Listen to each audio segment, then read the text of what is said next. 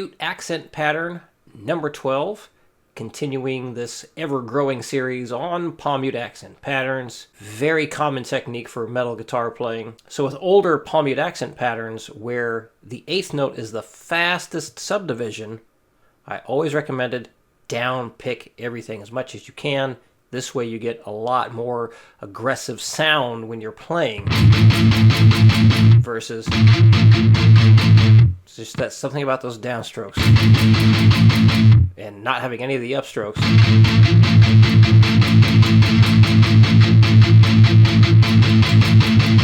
It just sounds so much better.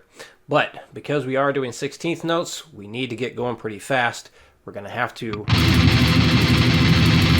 alternate pick those. And just like previous palm mute accent pattern lessons, we're going to start with some chords, eventually get some single note stuff in, and then do some more difficult chords, pedal point stuff, and basically just give you all kinds of things you can practice to get used to this palm mute accent pattern, give you ideas that might help you in your own songwriting as well. So the rhythm we have for this is 1E and a 2 and 3E and a 4 and 1E and a 2 and 3E and a 4 and 1E and a 2 and 3E and a 4 and 1E and a 2 and 3E and a 4 and 1E and a 2 and 3E and a 4 and 1E and a 2 and 3E and a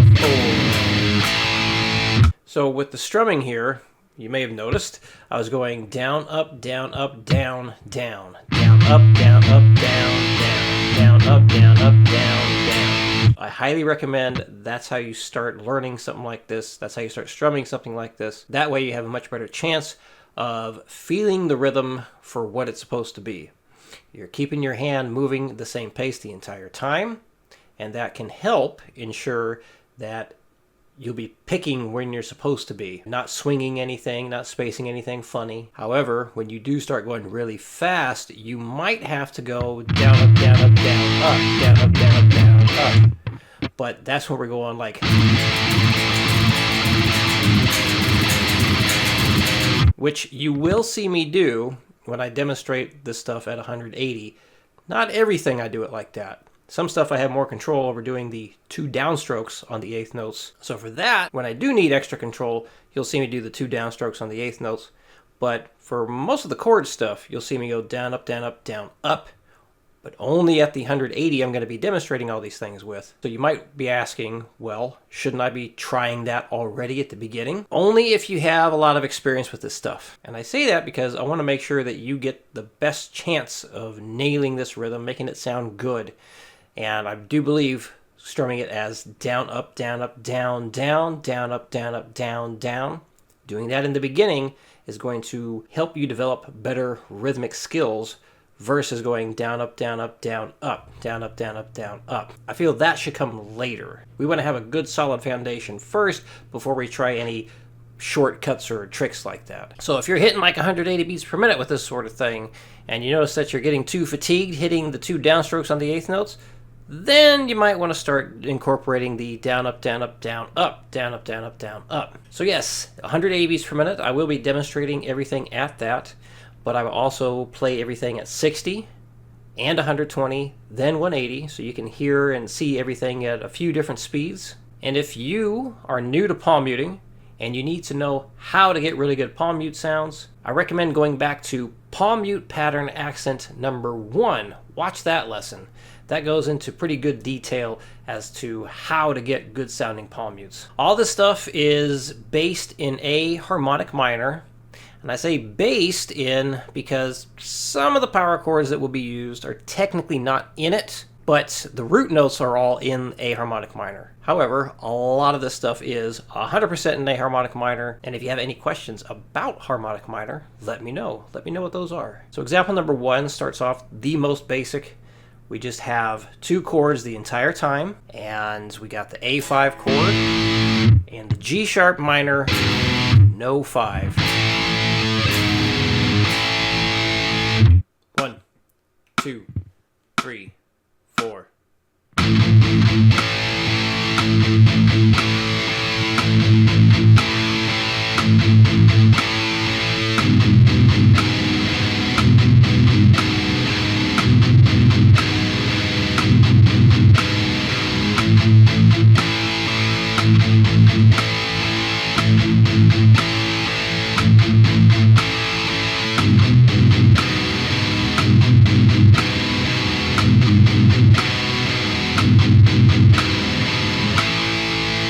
One, two, three, four.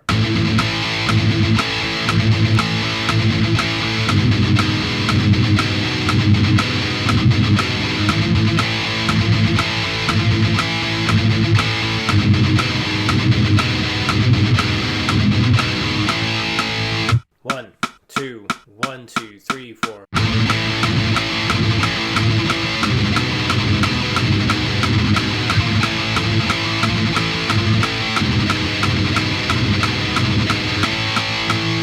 Example number 2, now we have a new chord each bar. So we got the A5 again. Now we go to the C major, no 5, F5, and G minor, no 5 again.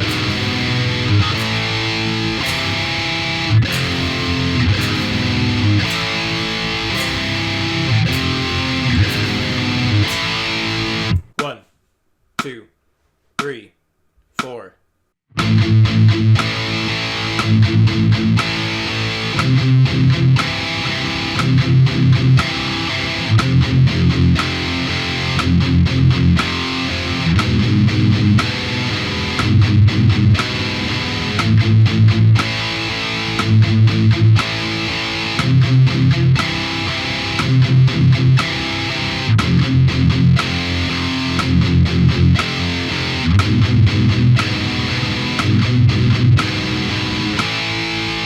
One, two, 3, 4.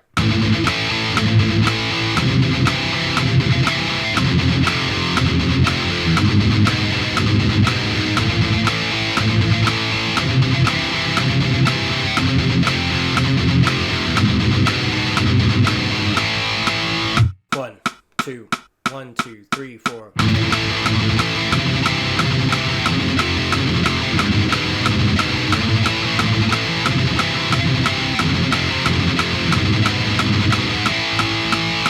Example number 3, we have more chords being played. So the first bar, just one chord again. Second bar, we have 2. Third bar, just one chord. Fourth bar, we have 2 again. So A5, C major, no 5, G sharp minor, no 5, F5, E5, and then this G sharp 5, flat 5, which I like to call a diminished fifth.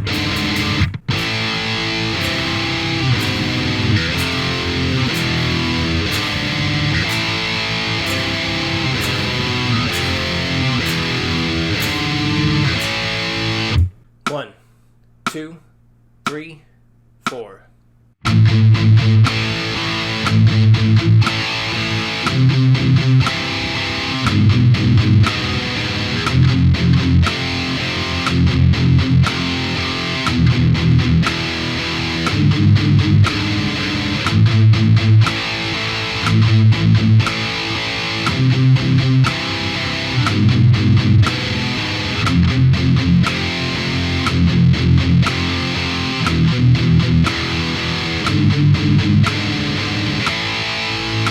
One, 2, 3, 4.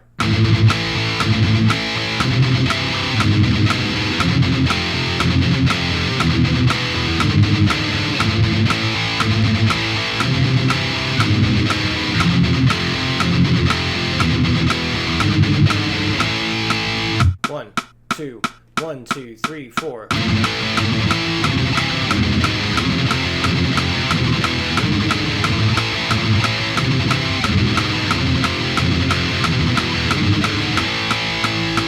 Now, as far as working on this stuff and getting it up to a speed you want to play, you might know what I always recommend, and that's start off at 60 beats per minute, go up in 5 beat per minute increments, and just keep pushing it, pushing it, pushing it, pushing it, pushing it. Now, because you are a Patreon member, a Patreon supporter, you should have that ebook called The Mile High Shred Metronome Method. If for some reason you don't have it, if you missed the link, You missed the download? Let me know, because I want you to have that. It's very, very useful, all the stuff that's in that book. It'll tell you exactly how to work on getting your speed up. It'll tell you exactly what to do when you hit plateaus, what you should do when you're not hitting certain speeds, things like that. And of course, even after you read all that stuff, even though I did try my best to lay out exactly what to do, if you have any questions with what to do, tell me, let me know.